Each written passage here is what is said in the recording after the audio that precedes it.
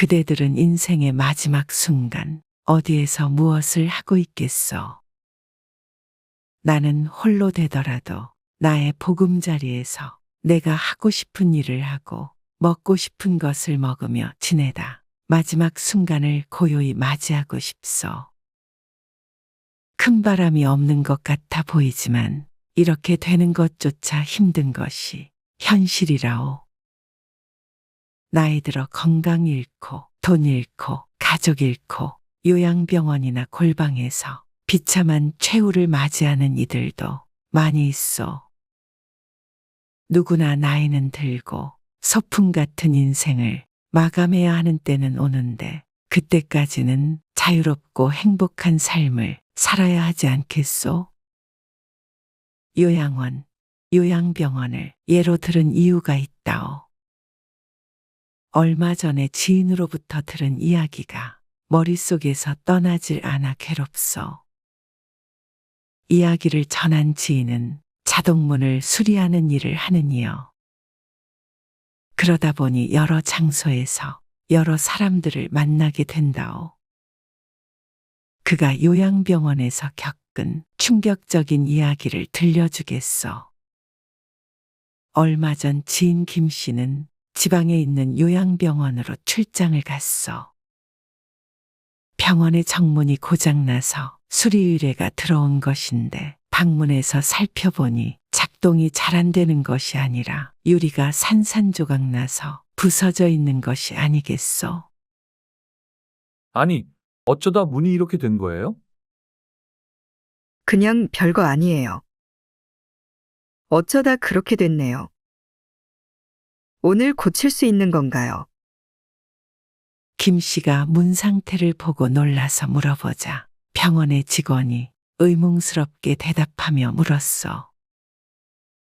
이게 완전히 파손돼서 유리를 교체해야 합니다. 그러려면 사이즈를 재서 다음 방문에 교체할 수 있겠네요.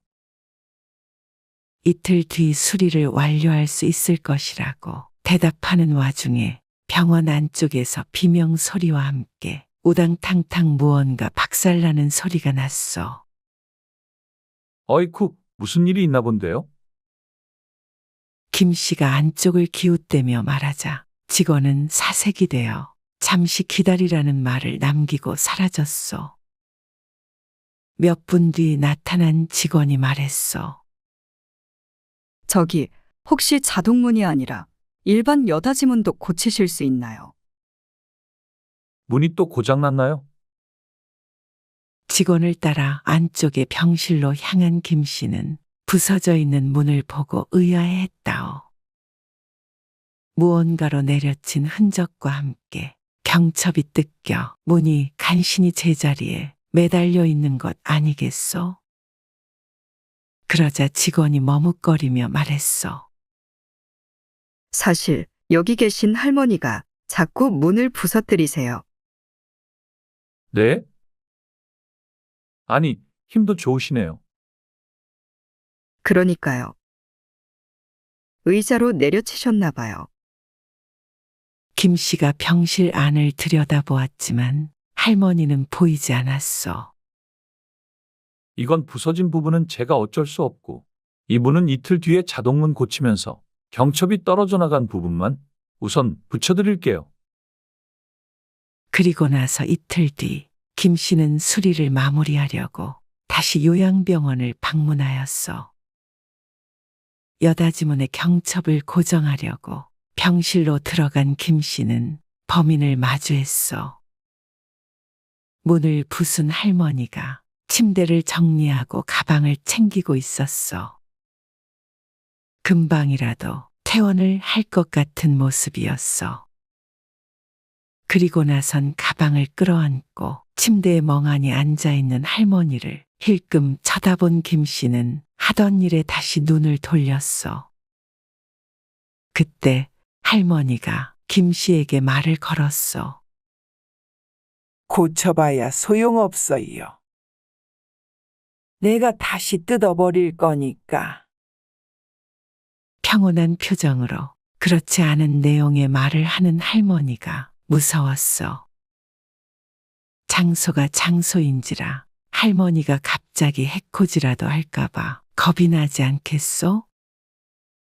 못 들은 척 작업을 하던 김 씨에게 할머니가 또다시 말했다오.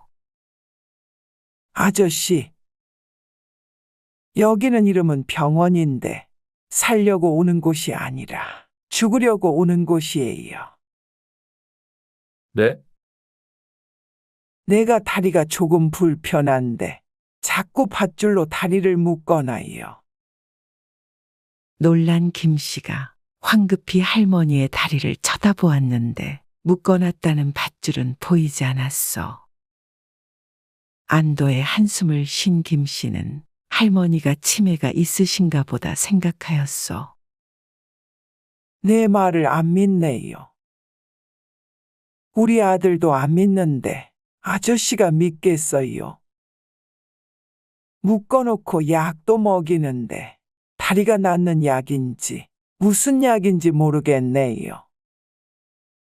계속되는 할머니의 말에 김 씨는 대꾸하는 신용이라도 하기 위해 대답하였어.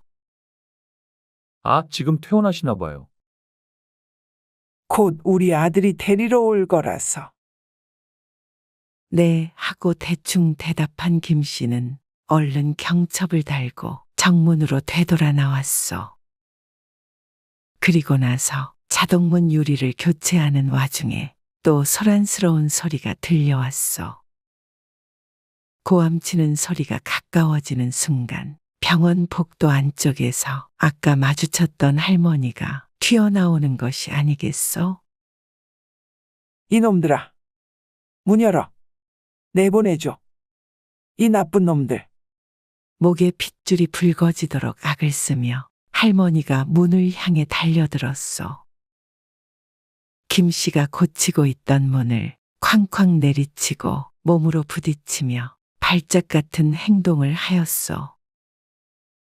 김 씨가 혼비백산한 사이에 직원들이 달려와 할머니를 붙들었어. 할머니가 제압되는 사이에 김 씨는 김 씨에게 수리 의뢰를 맡긴 옆에 있던 직원에게 물었어. 저 할머니가 치매가 있으신가 보죠? 아니요.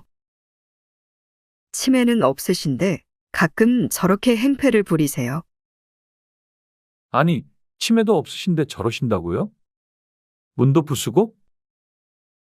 정신이 멀쩡하다는 직원의 말에 김 씨는 놀랄 수밖에 없었어. 밧줄이며 약이며 꼭 치매가 있는 할머니가 엉뚱한 말을 한다고 생각했기 때문이요. 아들이 저 문 때문에 못 찾아온다고 전난리를 치시는 거예요. 짐을 싸놓으셨길래 퇴원하시는 줄 알았는데. 저분이 매일 하는 게 짐 싸놓는 거예요. 아들이 데리러 온다고. 직원은 지겹다는 듯이 고개를 저으며 투덜거리며 사라졌어. 그러자 김 씨는 상황이 달리 보이기 시작했어. 직원들에게 붙잡혀 있는 할머니의 바지춤이 몸싸움에 말려 올라가 있었는데 양쪽 발목에 시퍼런 멍자국과 이리저리 쓸린 상처가 있는 것 아니겠어? 꼭 밧줄에 묶여서 발버둥치며 생긴 상처처럼. 할머니는 건장한 직원들의 우악스러운 손길에 병원 안쪽으로 끌려 들어갔어. 김 씨는 무서운 생각이 들어 퍼뜩 하던 작업을 마무리하는 손길을 분주했다오. 그러다 다른 방에서 나와 걸으며 하는 직원들의 대화를 들었다오. 보호자한테 전화했어? 아들이 뭐래? 뭘 뭐라 그래. 이번에도 그냥 신경안정제 놓으라고 하지. 병문 오겠다고는 안 하고? 오겠어? 여기다 부모 던져놓고 한 번도 안 찾아온 자식인데. 소곤소곤 나누며 지나간 대화는 김 씨에게는 귓가에 소리치는 것처럼 생생하게 들렸다오. 이 이야기를 듣고서 어머나 세상에 하는 사람들 틈에서 나는 무척 괴로웠어. 요양병원이 현대판 고려장이라는 이야기를 얼핏 들은 기억이 있어. 하지만 이 이야기처럼 사무치게 와닿았던 적은 없었던 것 같소. 누구나 나이는 들고 노인이 되지 않소? 나도 한때는 젊음이 영원한 줄로만 알았어. 하지만 그렇지 않다는 것과 늙으면 홀로됨을 세월이 흐르며 알았어. 하지만 강제로 자유를 빼앗긴 채 비참한 노후를 보낸다는 상상은 해본 적조차 없었다오. 이렇게 주변에서 들리는 사연 속 비참한 주인공이 내가 되지 않으란 법이 있겠소? 이야기 속 할머니도 자신의 미래에 이런 장면을 떠올리진 못했을 것이요. 그래서 깊게 생각하게 되었다오. 그런 삶을 살지 않으려면, 싸늘한 병원에서 인생을 마무리하지 않으려면 어떻게 해야 할지에 대해 생각하게 되었다오. 첫 번째 가장 중요한 것은 바로 돈이라오. 슬프지만 현실이 그렇소. 돈 있는 부모가 자식에게 버림받았다는 이야기는 들어본 적 없어. 내 한 몸 건사하고 노후를 보낼 수 있을 만큼의 자금이 있어야 하오. 우리는 젊음을 자식 키우는데 바쳤지만 우리의 자식은 그들의 자식들에게 또다시 젊음을 바치지 않겠소? 부모는 그때에 짐으로 여겨지지 말아야 하오.